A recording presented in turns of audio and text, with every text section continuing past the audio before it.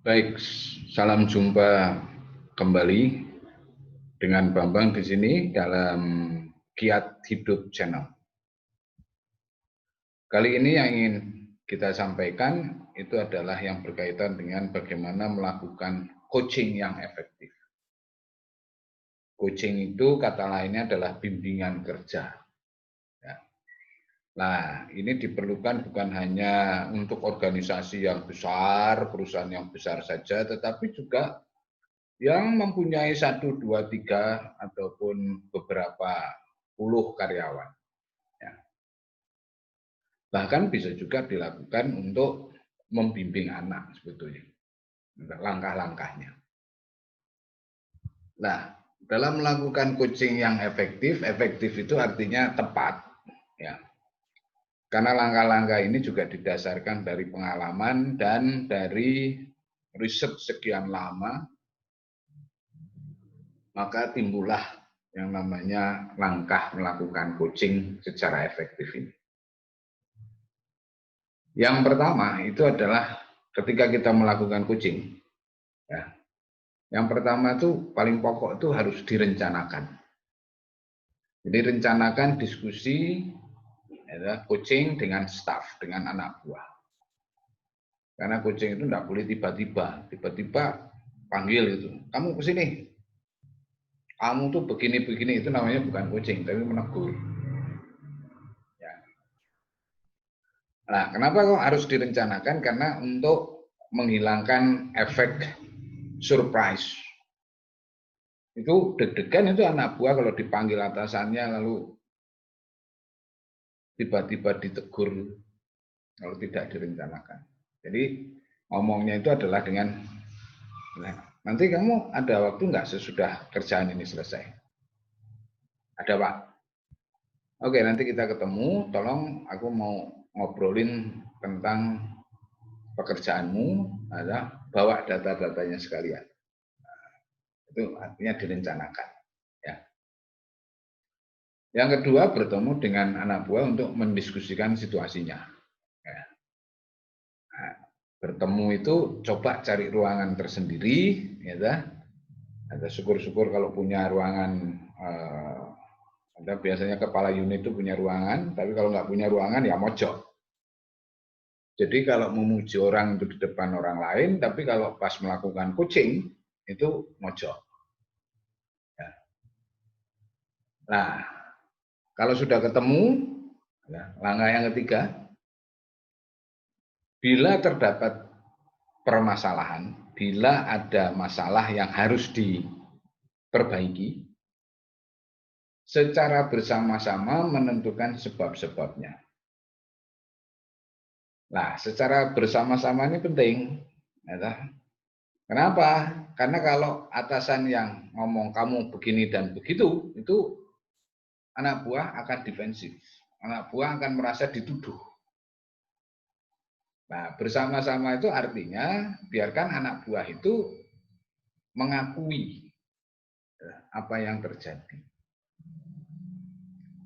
Misalnya, kita ngomongnya itu adalah, kamu tahu nggak targetmu? Tahu Pak? Berapa? Sekian, sekian, sekian.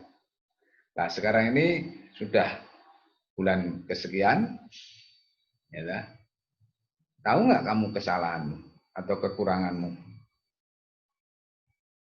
Kalau dia tahu Pak, kalau dia ngaku ya. Nah, kalau dia ngaku, tahu Pak. Nah, itu yang ingin saya bicarakan.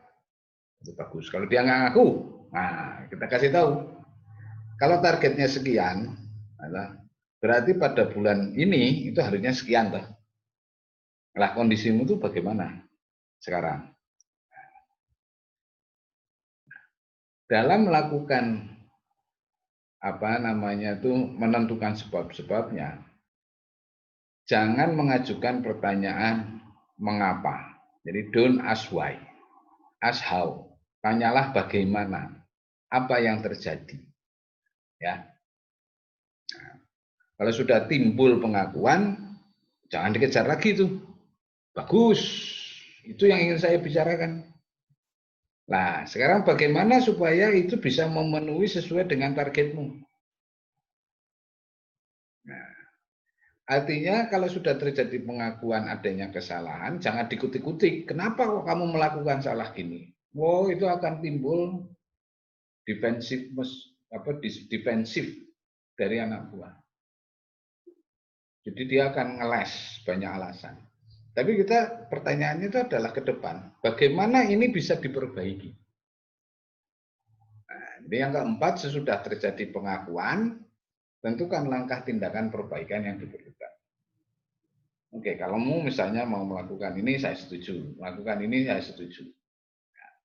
Yang kelima, rencanakan tindak lanjut dan monitoring. Ya. Serta langkah-langkah perbaikan dan peningkatannya.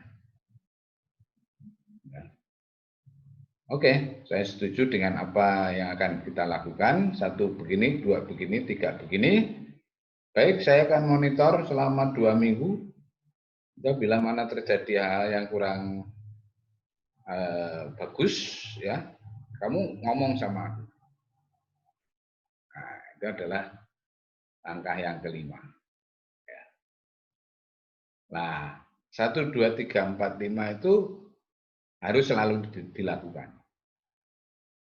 Nah, ini kalau baru langkah yang keenam nih. Kalau coaching itu atau perbaikan yang diharapkan itu tidak bisa dilaksanakan, ya, jadi sudah dikasih coaching 1 kali masih membandel, coaching 3 kali masih membandel, ya, ini ya, bila perbaikan yang diharapkan tidak bisa dilakukan, maka terapkan tindakan disipliner sesuai dengan peraturan perusahaan.